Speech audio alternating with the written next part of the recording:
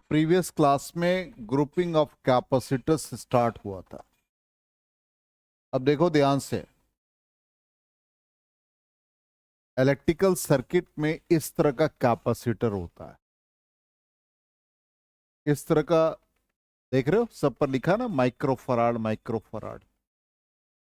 अब इसमें circuit components जानना है, ये सब चीज जानना चाहिए। ये जब कॉइल वाइंड करते हैं ना, इसको इंडक्टर कहते हैं। और इस तरह का दो टर्मिनल लगा रहता है, ये कैपेसिटर कहलाता है। ये बल्ब या लैम्प, ये स्विच होता है। अब स्विच में ये रिले स्विच का ही एक पार्ट है। जो हम लोग डायोड वगैरह देखते हैं, जो हम लोग दिवाली में लड़कियां लगाते हैं, वो एलईडी बल्ब ऐसा ही होता है।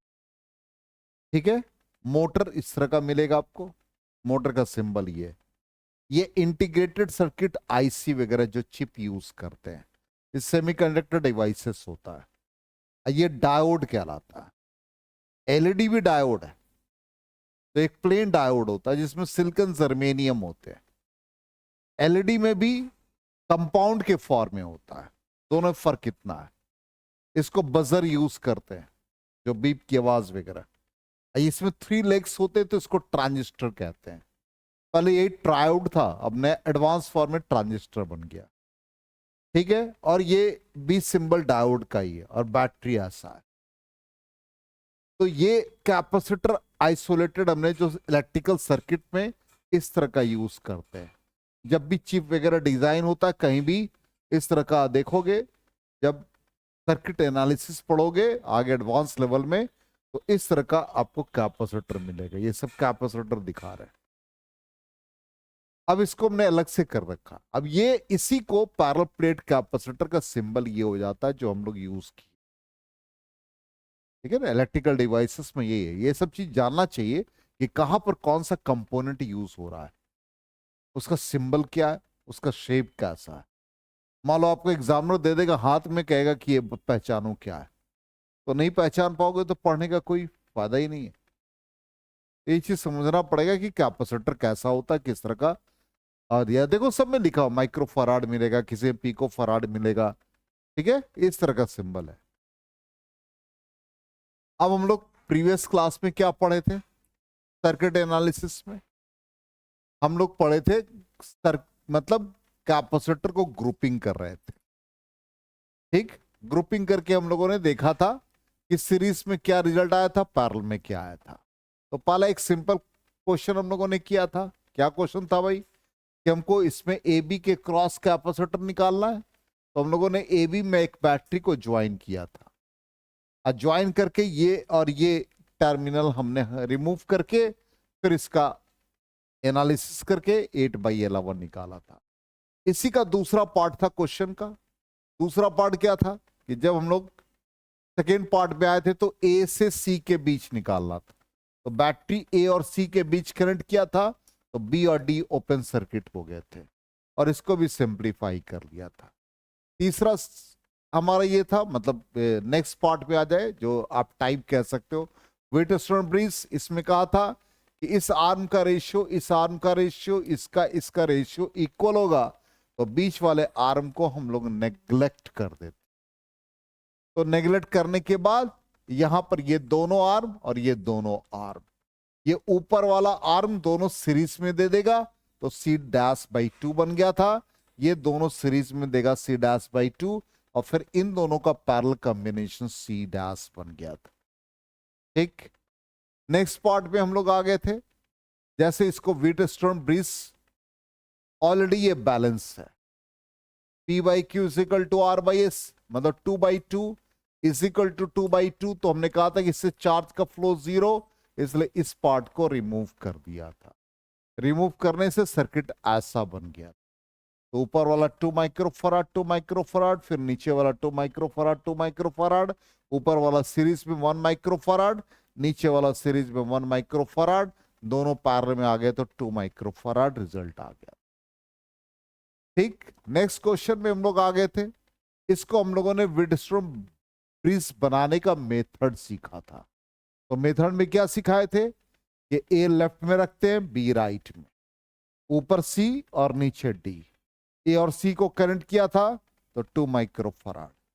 फिर हम लोगों ने ए और डी को कनेक्ट किया 2 माइक्रोफराड। सी और डी को कनेक्ट किया था तो 5 माइक्रोफराड। सी बी को कनेक्ट किया था 2 माइक्रोफराड। बी और डी को 2 माइक्रोफराड।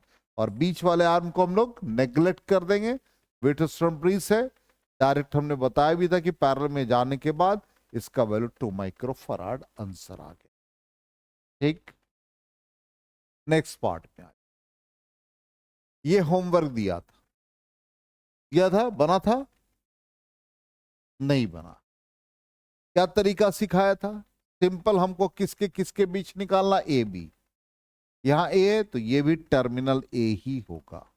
ये बी लिखा था तो ये भी टर्मिनल बी हो। तो लेफ्ट में आप ए कर दो, राइट में बी कर दो, ऊपर सी और नीचे डी। ठीक, अब आ जाओ ए और सी के बीच में ये सी, ए और सी के बीच में ये सी आ गया। होमवर्क बनाया है?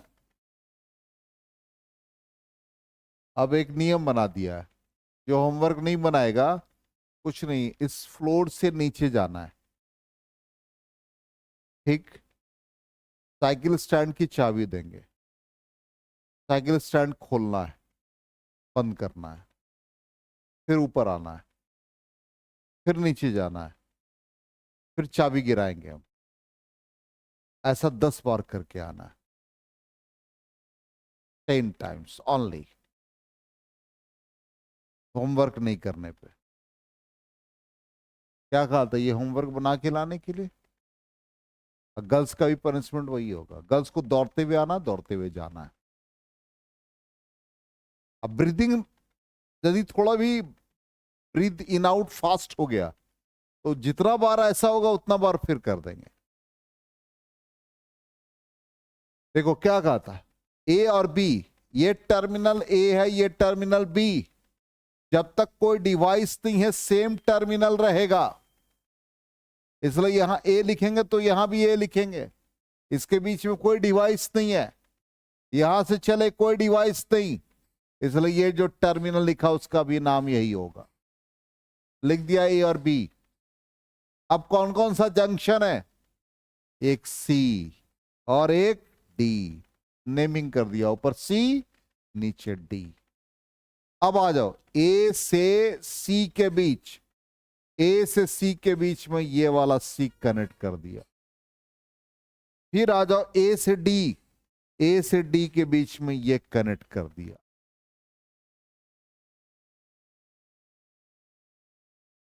ठीक, जो जो कनेक्ट हो रहा है उसको सर्कल कर रहे हैं।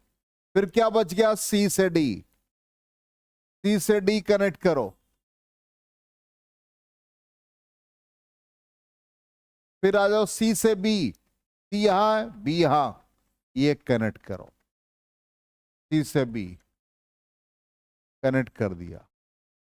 फिर आ जाओ बी से डी, बी कहां है, यहां, डी कहां है, नीचे है, तो बी से डी सी हो गया, बन गया ब्रीज। सारे कनेक्ट हो गए, सारे सर्किल हो गए, सारे कनेक्ट हो गए। अब क्या करेंगे, बीच वाले आर्म को रिमूव कर देंगे, सर्किट ऐसा बन जाएगा। ये आपका ए टर्मिनल, ये बी टर्मिनल, ये सी सी सी सी। ऊपर वाला क्या आ गया भाई, जल्दी बता दो, T/2। नीचे वाला क्या आ गया, T/2। ये ए और ये बी, टी ए बी क्या बन गया, टी बन गया। कितना इजी है, चलो नोट कर लो जल्दी, क्विक।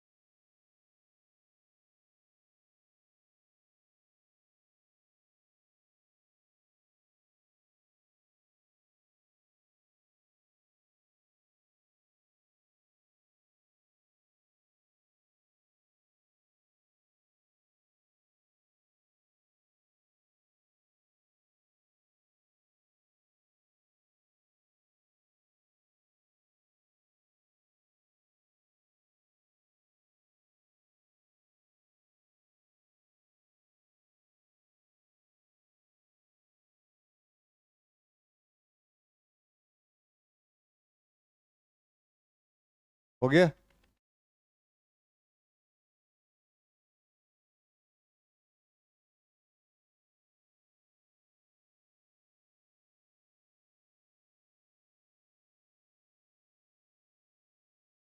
इरेज करें?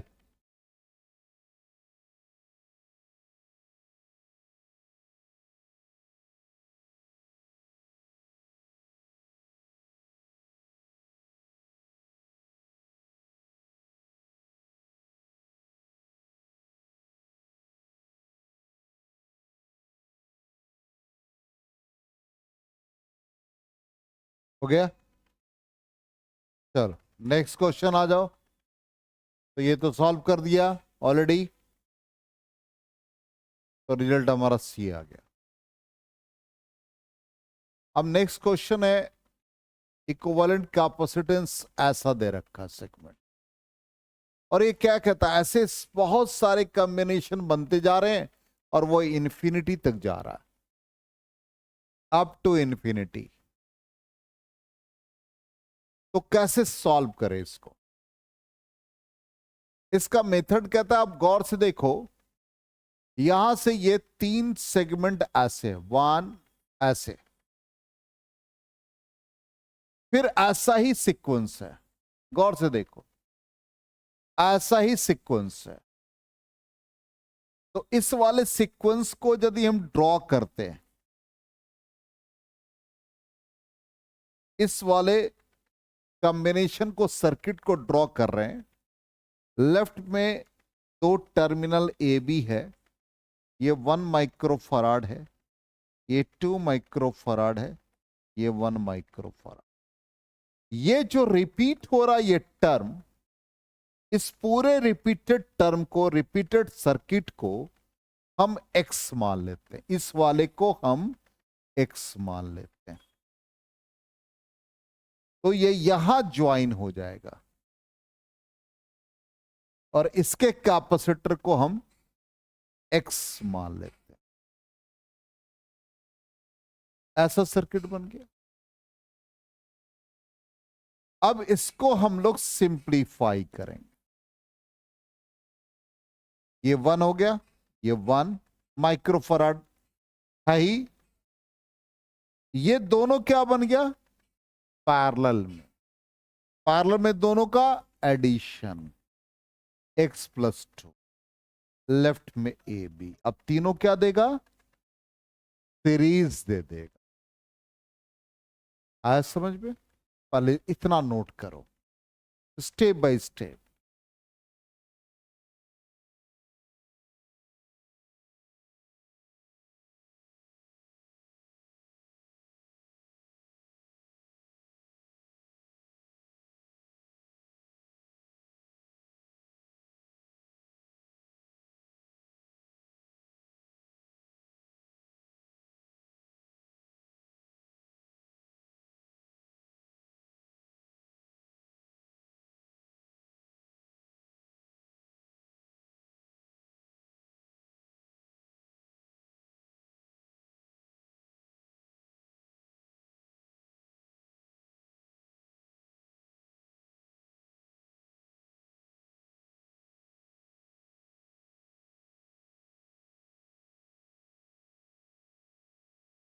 हो गया, नोट कर लिया?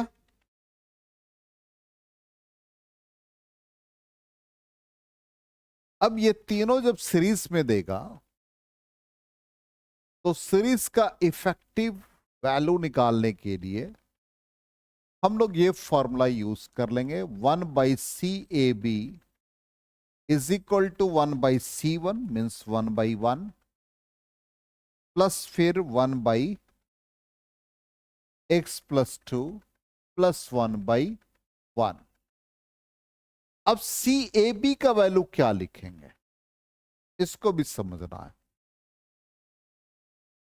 आपने मैथमेटिक्स में ये यूज किया होगा कि y is equal to under root X plus under root X plus under root X plus and so on. तो हम लोग क्या करते थे, y is equal to under root, ये रिपीटेड टर्म को फिर हम लोग क्या लिख देते थे, y ही लिख देते थे। क्योंकि इसका भी सम y, इसका मतलब इनका इनका और फिर ये जो सम आएगा वो क्या दे रहा है, x ही दे रहा है। इसलिए हम इसको 1/CAB को x ही लिखें। अब ये सिंप्लीफाई कर देंगे, ये क्या बन जाएगा, सिंपल एलसीएम x+2, और ये क्या बन जाएगा, twice of x+2+1। Yes no. अब क्रॉस मल्टीप्लाई कर दो तो ये x+2 हो गया, ये x इंटू क्या बन गया, 2x+2+1। सिंप्लीफाई करो, क्वाड्रेटिक इक्वेशन आएगा 2x² + 3x। तो 2x² + 2x -2 = 0, यही आएगा। एक मिनट, कहां गलती हो गई भाई,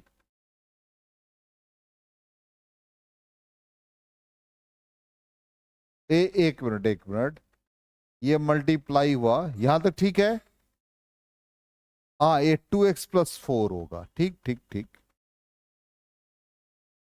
2x+4+1, ये ना, तो ये बन गया 2x+5x, और 5x मतलब यहां 4x, ये ना, -2 = 0, 2 कॉमन ले लेंगे तो क्या बन गया, ये quadratic equation x² + 2x -1 = 0। Quadratic equation solve करने आता है ना, चलो सॉल्व करके बताओ, x का वैल्यू निकल जाएगा, वही हमारे इफेक्टिव कैपेसिटेंस आ जाएगा।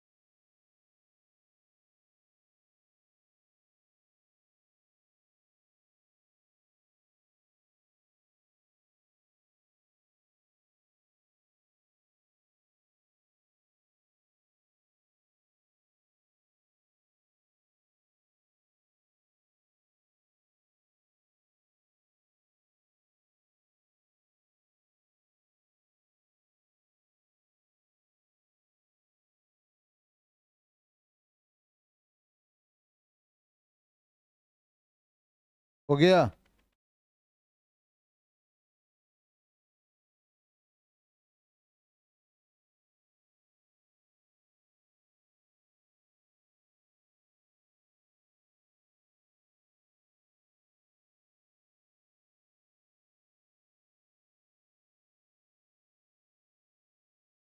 हो गया, नोट कर लिया। चलो x का वैल्यू जल्दी से बताओ। अरे क्वाड्रेटिक इक्वेशन सॉल्व करना नहीं आता है। x = -b + -√b², 4 -4 × c by 2, तो ये -2 + -√4 + 4 by 2, -2 + -8 का 2√3 by 2, 2 कॉमन ले लो, क्या आ गया, -1 + -√3, और capacitor can not be negative, तो दो वैल्यू बने, क्या वैल्यू बना, -1 + -√3 में से कौन सा वैल्यू लेंगे, पॉजिटिव वैल्यू लेंगे, तो -1 + √3 मीन्स √3 -1 इसका इफेक्टिव कैपेसिटेंस आ जाए।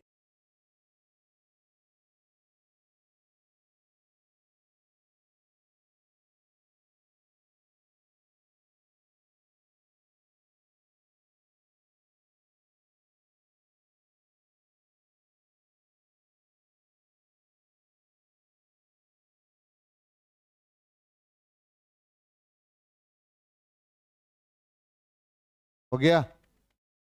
देखते हैं आंसर क्या आ रहा है। देखो इसको ऐड किया, ऐसा ही बताया था सर्किट अभी बना, फिर ये दोनों पैरेलल में आ गए,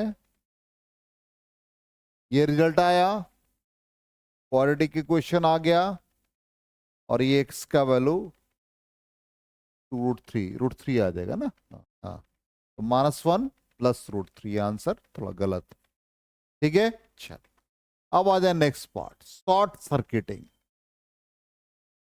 शॉर्ट सर्किटिंग का मतलब क्या होता है कि जैसे कैपेसिटर है, कैपेसिटर का एक टर्मिनल दूसरा टर्मिनल दोनों को ज्वाइन कर दो। जैसे मान लो पंखे से आपका कंडेंसर वीक हो गया और उस कंडेंसर को आप निकालो और दोनों टर्मिनल को ज्वाइन कर दो, क्या होता है? बोलचाल की भाषा में कहते हैं भाई स्पार्किंग हो गया।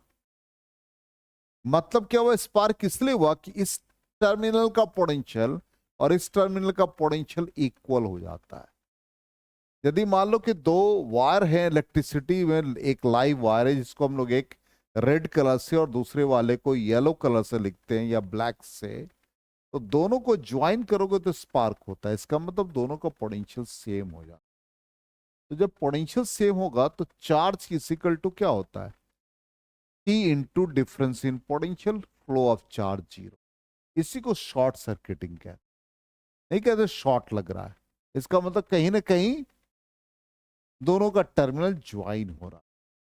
तो इस ऐसे क्वेश्चन कैसे बनाए जाते हैं? इसमें सिंपली दिमाग में बिठाना है कि इस टर्मिनल का पोटेंशियल और इस टर्मिनल का पोटेंशियल इक्वल है। इसी बेसिस पर हम लोग आगे बढ़ेंगे। अब इसी पर बेस्ड हमारा ये सवाल है, टीएबी कैपेसिटेंस निकालना है क्रॉस एबी, यही फंडा है।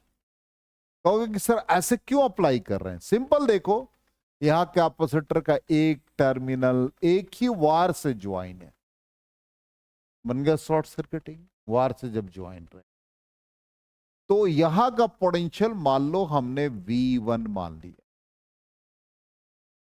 तो जब तक कोई डिवाइस नहीं रहेगा तब तक पोटेंशियल वही रहेगा V1। फिर यहां से गए तो भाई डिवाइस बीच में आ गया, इसलिए यहां यदि कोई जंक्शन का पोटेंशियल मानेंगे तो ये V1 ना होके डिफरेंट वैल्यू देगा, क्योंकि बीच में डिवाइस आ गया। अब V2 यहां से गया तो यहां पर फिर डिफरेंट वैल्यू दे दिया, बिल्कुल सही है। यहां से चला यहां डिफरेंट वैल्यू देगा। अब इस एंड पे जाए, ये क्या हुआ भाई? कोई डिवाइस नहीं, इसलिए यहां का भी पोटेंशियल V2 ही रहेगा। समझ में आया? सेम वायर से कनेक्ट है, ये वाला वायर जो है और ये वायर दोनों सेम है, इसलिए यहां का पोटेंशियल और यहां का पोटेंशियल सेम हो गया। यहां भी चलो, यहां से जो वायर आपने निकाला इसका पोटेंशियल या इसका, जब तक कोई डिवाइस बीच में नहीं है दोनों का पोटेंशियल सेम। अब इसका कनेक्शन करते हैं। लेफ्ट साइड में ए लिखेंगे, पोटेंशियल V1, राइट साइड में क्या भाई? V2 और पोटेंशियल B। V1 से V2 ज्वाइन करो तो ये C आ गया। फिर V2 से V1 आएंगे, V2 से V1 C आ गया। फिर V1 से V2 जाओगे, C आ जाएगा। तीनों कैपेसिटर अब क्या चीज कैसे ज्वाइन हो गया? पैरेलल। पैरेलल में क्या फॉर्मूला बनता है? Simple addition. क्या आ गया? C+C+C 3C। कितना इजीली बन गया। आया समझ में? चलिए नोट कर लीजिए।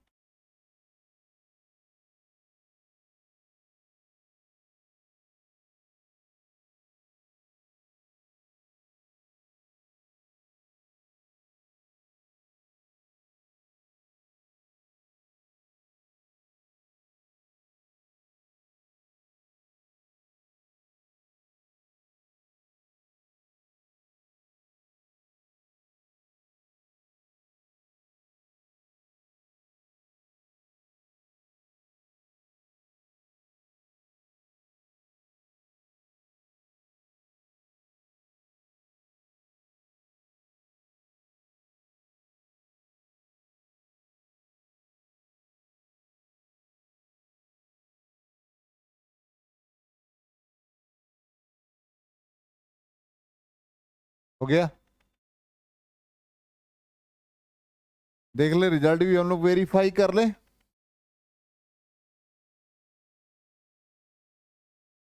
हो गया? यहां भी देखो, सी और सी सारे ज्वाइन हो गए पैरेलल में, तो इफेक्टिव वालों हम लोग को 3C मिल गया। ठीक है, चलिए अब नेक्स्ट पार्ट आए। नेक्स्ट सेगमेंट क्या कहता, देखिए ऐसा है। अब कहता भाई बिटवीन ए एंड बी निकालो कैपेसिटेंस। ध्यान दे, ये सब डिजाइन करने में बड़ी मेहनत करनी पड़ती। यहां पे टर्मिनल ए, यहां टर्मिनल बी। जब तक कोई डिवाइस नहीं मिलेगा तब तक उसका पोटेंशियल सेम रहेगा। एकदम सिंपल फंडा। यहां भी बी, कोई डिवाइस नहीं, बी, कोई डिवाइस नहीं, बी। यहां से चले, यहां तो आ गया डिवाइस, इसलिए यहां का जंक्शन का नाम कुछ और, ये मान लेते हैं। अब तो कहीं जंक्शन नहीं है, हमको निकालना किसके बीच, ए और बी। तो लेफ्ट में ए रख देंगे, राइट में बी रख देंगे, और बीच में एक जंक्शन है, कहीं ना कहीं है, तो बीच में इसी लाइन में कहीं रख दो जे। अब ज्वाइन करो, ए से चले जे के पास, तो बीच में एक डिवाइस है, इसलिए ए से जे जा रहे हैं तो एक डिवाइस को कनेक्ट कर। फिर हम जे से चले बी पर पहुंचे थ्रू दिस सी। जे से बी जाना है, तो जे से बी जा रहे हैं सी होते हुए, चल दिए। इधर से भी रास्ता है, जे से बी जा रहे हैं सी होते हुए, जे से बी जा रहे हैं सी होते हुए। ठीक, फिर जे से बी जा रहे हैं सी होते हुए, नीचे से जाओ या ऊपर से जाओ। चलो, हो गया सारे कनेक्शन। अब ये क्या बन गया, ये एक सी रह गया आइसोलेटेड। अब ये तीनों क्या है, पैरेलल। क्या गया, 3C ए बी। तो सी ए बी क्या हो जाएगा, सीधा C1 C2 divide by C1 plus C2, या 1/C1 प्लस 1/C2 करो, ये क्या आ जाएगा 3C/4।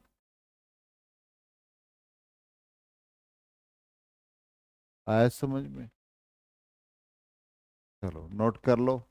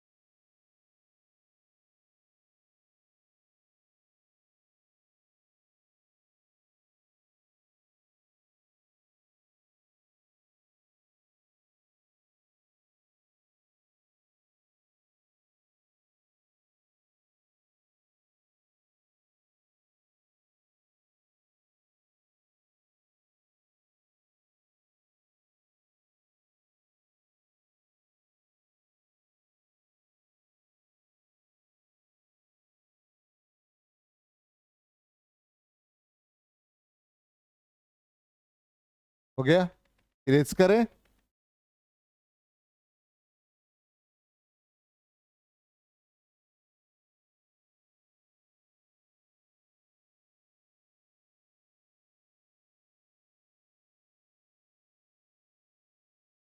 तो इसका भी रिजल्ट देख लो, चेक करो, ऐसा ही है कनेक्शन।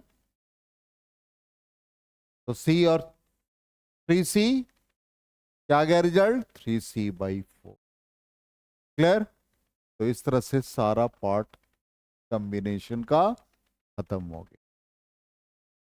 ठीक है, अब दूसरा सर्किट एनालिसिस होगा, जिसमें सीरीज पैरेलल में चार्ज निकालना, पोटेंशियल निकालना, वो सर्किट एनालिसिस सीखेंगे। और उसी का यूज हम लोग करंट में भी। ठीक है, आज यहीं तक करेंगे हम लोग।